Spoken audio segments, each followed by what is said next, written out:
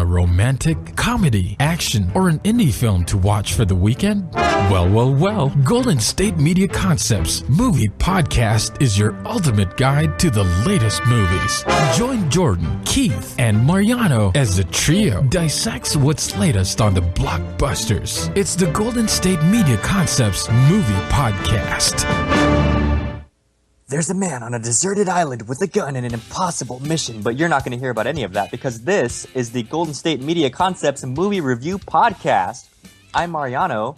I'm That's Keith. Jordan, that's Keith. Oops. And we're excited to be here again today to review two movies, which I'm not sure which one of you guys wants to dive into these, but let's get moving. All right. Yeah, I'm excited. These are these are two movies. No spoilers this time. You don't know how we feel about it. Right. But right now we're going to get into Mike and Dave's Need Wedding Dates. Yes. And Green Room. Yes.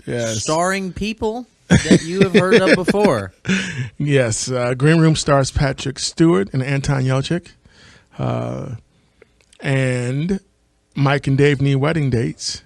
Well, that stars the great Zac Efron and Adam Devine. Divine. Is it Efron or Efron? I thought it was Efron. Zac Efron. What did I say? Oh. Efron. Oh, Zac Efron. There you go. Hey, there we go. Yeah. As Dave Stengel and Adam Devine as Mike Stengel. Watch how it goes with Anna Kendrick as Alice and Audrey Plaza as Tatiana. There you go. Yeah. Let's all talk in that voice. I like that, but you got to give it more of a break. Played Tatiana. Oh, there you go. Yeah, you're right. Played Tatiana. There you go. There you go. Yeah. That proper emphasis. Okay, so all right, thank you for the coaching. I appreciate that, Mariano. Yeah, so are we doing Mike and Dave's first? Yes, Mike and Dave Need Wedding Dates. Yes, man. Where do we begin? Directed by Jake Szymanski, who also directed 7 Days in Hell, which is a TV movie, Beef, a TV series, and an episode of Brooklyn Nine-Nine. So that's his pedigree. There you go. So this movie is based kind of off a true story. How true is that story? Well, so Dave and Mike were true. Everything else was, creative license. Okay. So there were some brothers. So if they were Stangles, I don't know. But yeah, Dave and Mike, it's based off of those two guys. So, but it just makes you wonder. It makes you kind of wonder, what really happened. But yeah, so what did you guys think? I thought it was hilarious. Yeah, I loved it. What did you think, Mariano? I thought it was really funny. I thought it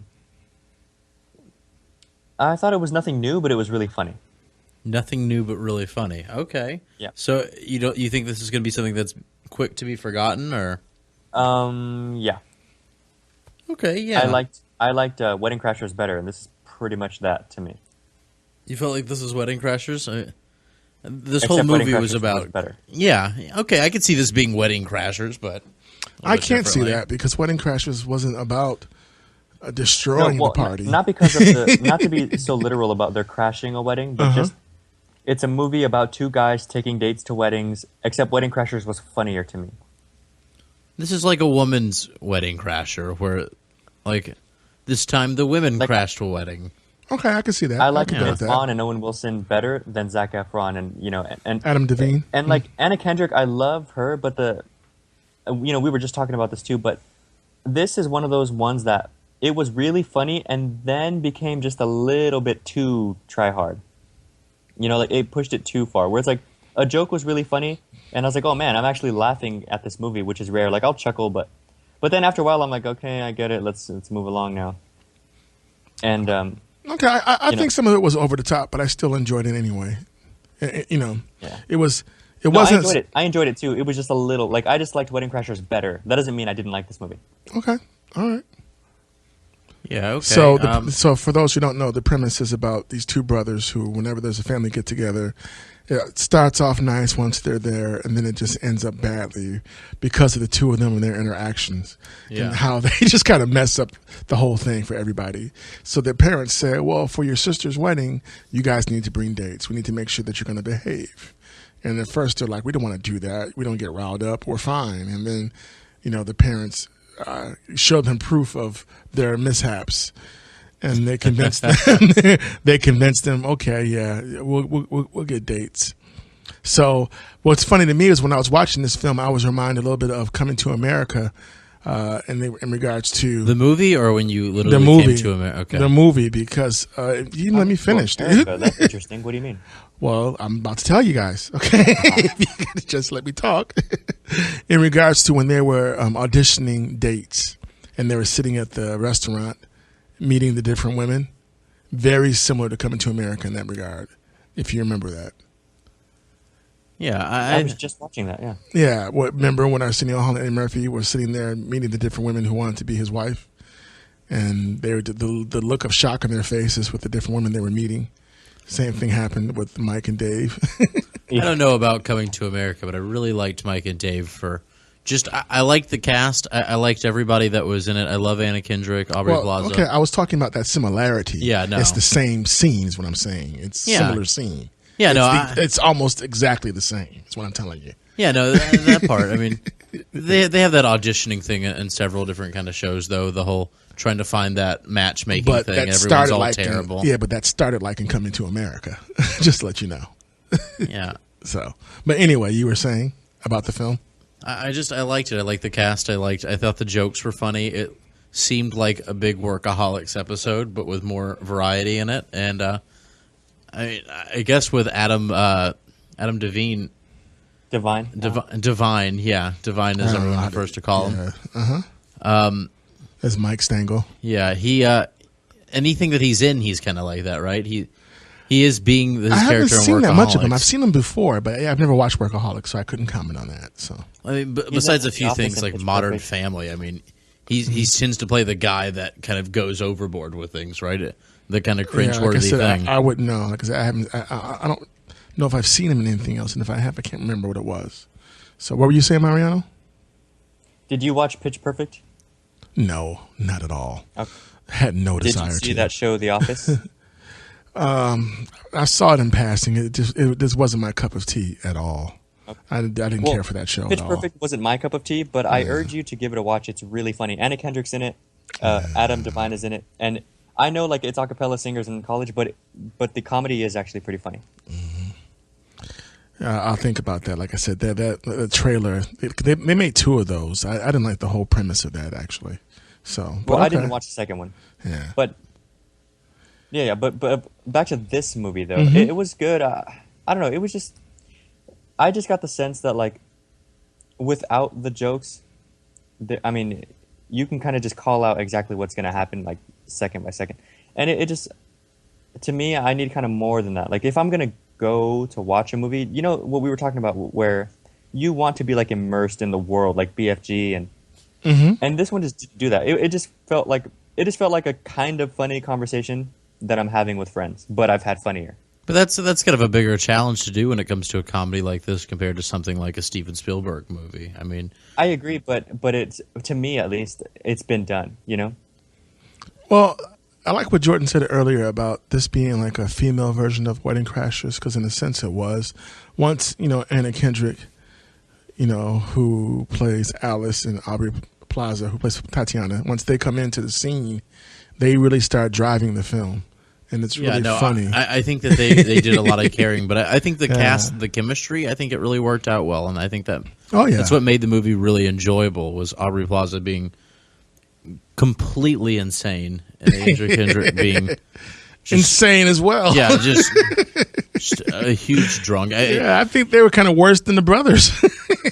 But I think that's the thing. They were both. To me, I felt like all four of them were equally bad. And that's what made the movie enjoyable. Was just the entire world so straight man to where they're the terrible, funny guy that's just going to constantly. Oh yeah, it was fun. Make everything worse. Yeah, I mean, it was cool. It's not something that you're gonna. I mean, you're right, Mariano. It's not something that you're gonna want to watch again and again. It's not something that's going to be the instant classic. But it's. I'm going to buy. I'm glad it's on though. I mean, I'm glad that I did see it. It was definitely worth the watch. I don't buy too many comedies. I'll watch them in the theater, but I don't buy too many. I'm going to buy this. I enjoyed it that much. It's a good, lighthearted film. It was fun. So, I think it's good enough for that. So, I'll watch comedies, but I don't usually buy them. They have to be really good. And to me, this was good enough. What would you rate this, Keith? I was just about to say. I'd give it like an 8.5. Okay, so We did Yeah. We did 8.5. Secret Life of Pets, and that was a 9. Yes. Okay, so this is But those are two different types of comedies, though. Yeah. One's a family comedy, and one is an adult comedy. Definitely. So, yeah. But yeah. So yeah, I would definitely buy this. So. What about you, Mariano? I would give this movie. I'm gonna go with like a 7.5. 7.5. Okay. I'd give it a 7. I'd give it's it better a 7. than a 6. Okay, well, yeah. So I guess I liked it more than everybody else, but we all liked the film. I really though. did like it, but as far as a comedy, it's not something that's going to be something we're going to revisit in a decade. Or if we did, it would take a decade for me to be like, okay, let's watch it again now. That being said, it's something that I definitely want to. Dude, really? Not a decade, but like it's something that I would only watch it again. I wouldn't do it by myself, but just to show someone else. So it's good enough to show someone else, the film, but not enough to want to see it on my own. Yeah, I agree. If it's already on, I'll sit and finish it, but I won't go. Like I wouldn't put it on. Yeah, you wouldn't go out of your way. This isn't like, Yeah. oh my god, I definitely guys. put it in my collection, and if the mood strikes me, I would definitely put it on. So, Yeah. all right. Yeah, but if the moon strikes you, legend has it that you turn into something. I forget what it was. You don't like me when I'm mad. I turn into the Hulk, so it's all good. Or a werewolf.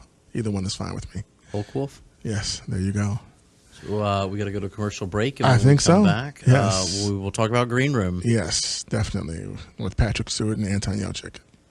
In a minute. Commercials, love them.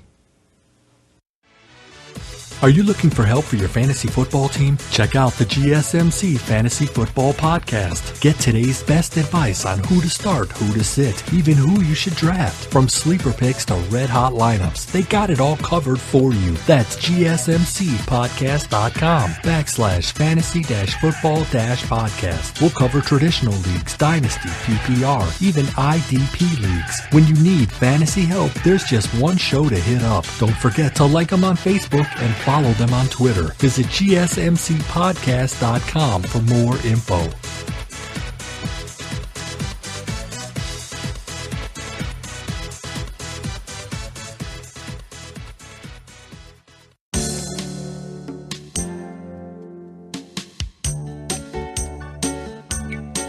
Hey everybody, welcome back. If you're just tuning in, we kind of really liked that movie we reviewed, Mike and Dave's, but not too much. But right now we're going to be talking about a different movie that's not Mike and Dave Need Wedding Dates. It is in fact Green Room, starring Patrick Stewart and Anton Yelchin. Yeah. Yes, the late, great, really amazing actor. Yes. This is one of Rest his in last peace. movies that he's done, with the exception of Star Trek. It comes out soon. Yeah. So this movie is basically, the premise is about a punk band, a struggling punk band on the road trying to make their gigs. They get stiffed out of one gig, and the guy who stiffs them sets them up with a whole new gig. And let's just say they wind up wishing that they never took that gig that he hooked up for them. Anton Yelchin plays Pat, and Patrick Stewart plays Darcy, who is basically the villain and the owner of the nightclub. And what happens is that let's just say, as after Pat's band performs, they're ready to go, and they're not able to. A chain of events happen, and they want to be stuck inside the bar. we could say that's in the synopsis. They witness a violent act and backstage, and the entire movie is them trying to get away from this weird, crazy punk playing club. So yeah, it's a movie that I guess it's a lot of suspense. It's a lot of trying to escape a gruesome situation, and Anton Yelchin is in it. So Yelchin, Yes. which a huge fan of, and I think he does an amazing job along with Patrick Stewart. So And it also stars Imogene Poots. And I knew she looked familiar. yeah, it stars her, and she she's also is great. She plays Amber in the film. She was also in Pop Star, movie that we already reviewed recently, Oh, yeah. and Need for Speed a little while back. There you go. So, and I still feel like she should be an alt rock singer with that name. So, so fellas, what do you guys think of the film? I want to chime in last on this one. I'm gonna let you guys take the reins, please. All right, let me. Can I jump into this one first? Yeah, no, please do. This movie, it's funny. I was just telling someone like a couple days ago that it's really hard when you have like a horror movie craving. It's really hard to find one that's good and appropriately scary because it's not pointless and gory. Like there's actual thought, there's actual reason to fear, and it's almost that stigma to me where if there's absolutely no hope, then there's no reason to even invest in the movie. But when things are so close, like they could go either way, then you're kind of on the edge of your seat because you're like, oh man, they're so close yet so far away. And this movie totally held my attention. And it was one of those rare movies that made me cringe. I never cringe when I see, nasty things happen in these types of movies, and this one got me good. Like a few times. Now, is it a good cringe, or is it like kind of like whenever you're watching Workaholics and they do something? Not like a disapproval cringe. Cringe like, ew, that was nasty cringe, but in a good way. Okay, so good nasty cringe. I don't know if I have a lot of good nasty cringes. I mean, but I think if I did, this movie definitely does fill up that void pretty well. I mean, right? They do balance that very. They balance it whenever it's something that's really disturbing to see. And exactly. At the same time, it's not something that's repulsive. It's not like Human Centipede, where it's just, why am I watching this at this point?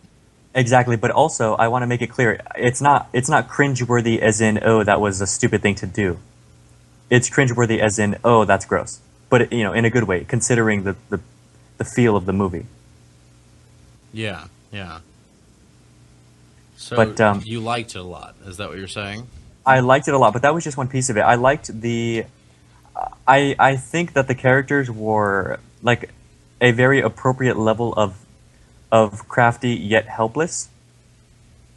Okay. And I think that they did some things that weren't so like on the beaten path. They, because you expect in those movies like, okay, there's kind of a linear thing that you'd expect, like we need to do this, and then we're out of here. Yeah. These guys did pretty much none of that. Well, I think it's just normal people being stuck in a hopeless situation. And exactly, but that's what I mean. Is they were hopeless, and they should have been. They were just a band, one thing that bothers me about movies like House of the Dead, which I know was a game, but they made a movie. But I hate when like the victims, they get themselves some kind of weapon, and then all of a sudden they're like the best shot on the planet, and they're never scared and they're never bothered. These people were like appropriately helpless. They were still adamant with making moves and trying to get out, but they were I honestly felt like if I was in this position, I would have been freaked out to the degree that they were, while trying to hold it together to the degree that they were. You felt like the movie was very believable. Yeah, I thought so. Yeah. Okay. Yeah. Well, Keith, you got to say something now. I mean, what did you think? Well, what do you think first? I liked it. I liked it for. I didn't like it as much as I wanted to because this is Anton Yelchin's one of his last movies, and I've been a big fan of his work for somebody that can't pronounce his first name and his last name perfectly. Mm-hmm. To me, though, it did feel like kind of a letdown. Because I was expecting a lot being, I don't have much left to watch from him. I enjoyed the movie to a good point, but not something that I don't think I'm going to come back to immediately for a while. I think that there are better horror movies out there, and I hate to say that I was really expecting something great from it. Yeah, it's definitely not the best horror movie out there, but it to me was very good. Again, just because of the craftiness of the characters, and because of how I love when there's like a good dichotomy going on. Like Patrick Stewart is a villain, and that I love that you have to hate him because he's so smart and so devious, but you have to love him because he's so smart and so devious. Like there's just that you have to in a weird way you almost have to respect that. Considering it's a movie, and none of this is truly happening. But I love, when those movies, like to me, The Purge, when we did, it was just too simple, too like typecast, too like, okay, I'm a villain and I'm just a villain. And, and this wasn't that. Like these people they had things kind of going for them. They were intelligent. I liked it. Well, so I felt the film started off strong, and then it just fell apart for me. I didn't care for it. I thought it was there was no common sense. Remember how I tell you guys how I'm a real stickler about common sense in horror films? And I felt like, at a point where they started conversing with Patrick Stewart's character, Darcy, for these punk rockers, they just seem to get really dumb really quick. I felt like they were just too naive, and it just, I didn't care for that. I felt like there's a lot of lack of common sense throughout the film, once from the middle part on. And I thought it started off real strong, and then it took a turn I didn't like. It just started agitating me. Can I propose to you the idea that I completely agree that there was a lack of common sense, but I'm trying to make the point that it was an appropriate amount of lack of common sense, because you're right. They are just young punk rockers. What do they know about this situation? And, so I respect the fact, because if they would have just been like, okay, this is what it is now, let's, run Code Blue. Like that, if they were to be too like professional and just ready, that would have been like really, these young kids. There wouldn't have been a if film. they would have been too naive and just scream their heads off and not do anything, that also would have been annoying. Like most modern horror movies, I don't think that the movie was able to hold me as long as I wanted it to, but I understand where they were going through, because in a movie you have to understand that like the right thing to do doesn't always come to somebody that's terrified or has never been in a situation like this before and has never had not even just that, but imagine that situation like for anyone. It's like a tire falling down and you're like, come on, dude, change the tire, but they, they can't right now. They don't have the tool, or maybe it's way too cold, or they've never changed a tire. But the stupidity that came, like I said, once they start talking with Darcy's character, careful for spoilers, Keith. That's why I said. That's why I said. All I said was once they started talking to him, I just didn't care for that. It just let me down from that point on. I didn't like it. Which was pretty in the beginning of the movie. Well, was it early on, or was it like in the middle? No, that was pretty early on. That was the whenever they rolled the ball, the rock to the hill, and then that was whenever things started doing the downhill roll. That was, I think that was. I feel like that was in the middle of the film, probably a quarter. Well, because, the beginning of the film, they're on the road, they're doing their thing, they play this bad gig, and then they wind up getting the new gig. So I guess maybe it's kind of early middle-ish. All right, that's fine. Yeah. But I just didn't, like I said, I didn't care for it from that point on. So you were disappointed for a majority of the movie. Yeah, I was. The ending was kind of cute, but because I was so disappointed with what happened leading up to it, it wasn't strong enough. Like I said, it had a great plot. I liked how it started, and I saw the promise of it, because you're right, they're young punk rockers. They haven't been in a situation before. That whole premise was interesting and cool, but I felt like, there had to be some common sense amongst the four of them. Somebody should have been like, okay, nah, man, I'm not feeling this. Well, somebody kind of was. I feel like we're getting dangerously close to spoiler territory with this. Yeah, one. Somebody was definitely kind of alpha there for a while. You just think that they could have been more competent, Keith, and Mariano. You think that they were plenty competent and they were believably competent. No. I'm not arguing that they were pretty competent, because I don't think that they were. But I'm arguing that considering who they're supposed to be, they were appropriately competent for who they're supposed to be. And that's fair. And I felt like they should have been smarter than what they were for who they were supposed to be. So I guess we just disagree on that. But we have to go to a break, and when we get back, we'll do the wrap up of both films. Sounds good. All right. Tired of searching the vast jungle of podcasts? Now listen close and hear this out. There's a podcast network that covers just about everything that you've been searching. Hey! The Golden State Media Concepts Podcast Network is here. Nothing less than a podcast bliss with endless hours of podcast coverage. From news, sports, music, fashion, cooking, entertainment, fantasy, football, and so much more. So stop lurking around and go straight out to the Golden State Media Concepts Podcast Network. Guaranteed to fill that podcast itch. Whatever it may be. Visit us at www.gsmcpodcast.com. Follow us on Facebook and Twitter, and download us on iTunes, SoundCloud, and Google Play.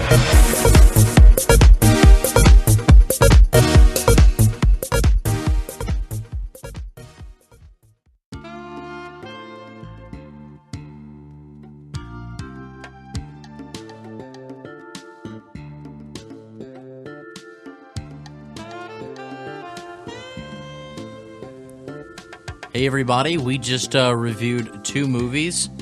Welcome back. It's glad to have all of you guys here. So after those two movies that we just reviewed, I think we're going to do our wrap-up now. So. Yes. I did want to say this, though, in regards to the Green Room. Was the acting good? Yes. Did Patrick Stewart play a very good bad guy? Yes. I'm enjoying him so much more now that Star Trek Next Generation is over. I'm actually enjoying him more as an actor than when he was on that series. That's just me. But yeah, so he did a good job. Anton Yelchin did a good job. I mean, yeah, the cast did a good job with with their acting. Imogene Poots, everybody else. I mean, they were believable, but like I said, I wanted them to be smarter than what they were, and I got agitated. So Star Trek Next Generation's been off for a while. You've been liking Patrick Stewart for... No, I have not been. Well, that series has been off since 1994. And I've just started appreciating him since probably last year when he started doing Blunt Talk. Okay, yeah. on Stars. So, like I said, I like to see him do these type of roles. So Life After Star Trek is what I like with him. Life After Star Trek, the name of his upcoming movie. Mariano, you there?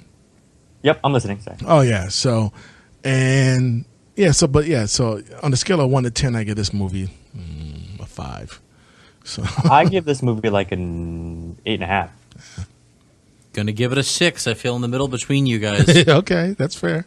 I'm the bridge between you both, I feel. Yeah, that's fair. But not a bad movie. There was a lot of things I didn't like about it. I'm not going to go back to it, but I think I wanted it to be better. I don't know if Anton Yelchin's kind of put it really high expectations in my mind because his acting was fine. His acting was phenomenal in the movie. Yeah. But I think that's just him. I think that he's great acting in whatever movie he's done. Whatever I've seen him in, I've liked him.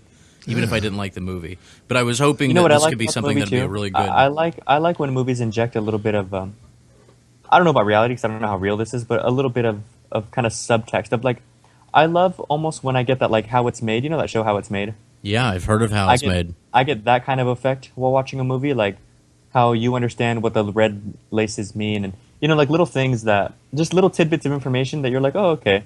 For some reason, that like appeases me mentally. I feel like I'm learning something at the same time. Okay, that's a nice way to feel like you're learning something. Sure. Right? Like I said, hey, yeah. So can I ask you guys? Yes. Because we were just talking about their level of like competence in dealing with these situations, and to me, it's really hard to find movies where the people are smart and crafty. So Keith and Jordan, if you guys can name me maybe your like favorite 2 or 3 movies, horror movies, where the victims or the killers are like competent, crafty, intelligent. You know what I really enjoyed recently that I saw? The movie Hush. I don't know if you guys have seen that. I did see Hush. Yeah, I did. If I can compare it, I think Hush was really nice because is that with Michael Douglas? No, I don't believe so. Hush is a movie about a deaf woman trying to escape a killer. Oh, I haven't seen that one. Okay. And I think that the ingenuity that she had and the enjoy that fear, one too. the fear that she had, yet the fearlessness that she carried was very impressive. And if we're talking about movies where someone's going out against the odds, I think that she made a way better, movie than The Shallows. Or I think I agree. For me, The Conjuring 1 and Conjuring 2, definitely. I think those were smart horror films, realistic and gritty. I enjoyed them. I enjoyed everything about them. So, if that helps you. Yeah. Huh? No, yes, those were great movies. Yeah, so that to me that's good horror film writing. It was just and it was realistic. I mean, it was and they even talked about things that are fake and phony in regards to what you might think is a haunted house is. So I enjoyed all of that. So yeah. But and I like that too, right? How in their own movie, they're like, actually, a lot of times this is just this, and it's rarely a haunting. That's what I mean. If I love that, Yes. So I also throw in there real quick. Well, Scream is great. The first Scream is great. Yeah, I agree with you. The first Scream is great, and I also throw in for like a horror thriller suspense, The Perfect Guy, with Michael Ealy and Sanaa Lathan. That's an excellent film too. That's written well and it's very clever. So I like that. Common sense is used in that one as well. So, but so that's 1 for Green Room or 1.5 for Green Room. Yeah, I'd say it's 1.5 for Green Room. That's fine. Or and rather, that was a rental. quarter. Yeah, and that's go ahead. I'm sorry. Yeah, I'd say that's 1 1/4. But yeah, you can find that in your nearest Red Box. Yeah, so we Keith's got right. to tell you that. So yeah, that's a rental. It is now available on DVD. Yeah, so our first movie rental. So. I think it's worth checking out if you've already seen other movies along these lines, like Hush and like movies that are survival horrors. Yeah, So. I can't recommend it, but I understand. And then Mike and Dave need wedding dates, and they did, and they do, and they did a good job. Yeah, I loved it. So I did. It was fun. It was something that you can turn your brain off to, and there were some parts where I did laugh out loud. Oh yeah. I feel like I'm not giving that movie enough credit. I just want to say, like, it doesn't stay timeless like a lot of comedies. It made me laugh more than I planned on laughing. Let me say that. Yeah. So I laughed a lot more than I thought I was going to. And I think that happened to me too. I laughed a lot harder than I thought I was. After we talked about it for a little bit, it's easier to say the things that I love because I do have a lot of pleasant memories just watching. Yeah, the movie. it was a fun film. So and they surprised me. The cast did a great job. That was definitely something worth seeing. Go see it in theaters. It was worth. Oh yeah, definitely. So Desert Island, it's all Mike and Dave's. Oh yeah. Well, that's Mariano. I don't know. You might want Green Room. I don't know. No, I'd go Green Room. You'd go Green Room. Oh yeah. So we have yet to get the trifecta on the island. Yeah, it's coming though, right? I'm sure it's coming. I think we had it last episode. Did right? we? We did it last episode. No. Secret Life of Pets was Keith. Oh, that's Yeah. right. See, there you go. I'm pretty sure we got it at one coming. point, but yeah, it's coming soon again. Yeah. So, well, right on. So, what did I want to mention to you guys? We're almost out of time, but so next week for new movies, check it out. We will be reviewing the new Ghostbusters film. All right. The Infiltrator.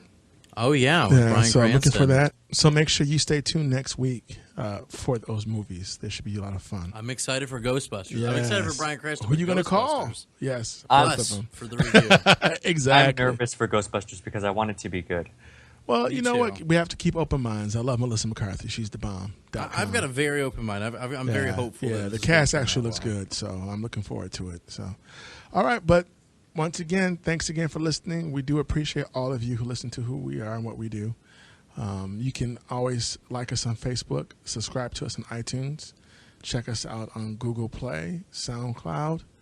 Mariano, am I missing anything? GSMCpodcast.com and Golden State Media Concepts Network, Twitter and Instagram. Right on. Perfect. Yeah. Well, this is Keith, and that's Jordan. Mariano. and we will see you somewhere out in space. Get your own, dude.